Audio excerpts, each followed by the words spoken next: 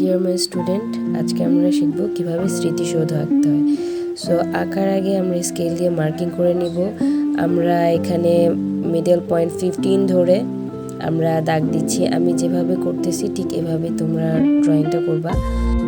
আর এখানে আমরা লম্বা একটা দাগ দেওয়ার পর আমরা ডাবল দাগ দিব, মানে একই রকম আরেকটা দিব। আর উপরের সাইডটা আমাদের শার্প থাকবে, নিচের সাইডটা একটুখানি লার্জ থাকবে। আমরা একটা পয়েন্ট নিয়ে দাগ দিচ্ছি এবং আমাদের গ্যাপগুলো যেন একটু ডিস্টেন্স মেনটেন করে হয়। যদি খুব কাছাকাছি হয়ে যায় তাহলে দেখতে সুন্দর লাগবে না। তোমরা প্রসেসটা ফলো করো এবং আমি যেভাবে করতেছি এভাবেই তোমরা করো, তাহলে তোমাদের ছবিটাও ঠিক আমার মতোই হবে। আর এখানে একটা ইম্পর্টেন্ট জিনিস হচ্ছে যে আমাদের এখানে যে পিলার এটা থাকবে 6টা এবং আমরা যে গ্যাপ দিয়েছি এটা থাকবে 5টা। এই জিনিসটা মনে রাখবা। আর এই জিনিসটা মেনটেন করে যদি ছবিটা আঁকতে পারো তাহলে একদম পারফেক্ট একটা স্মৃতিসৌধ তুমি আঁকতে পারো।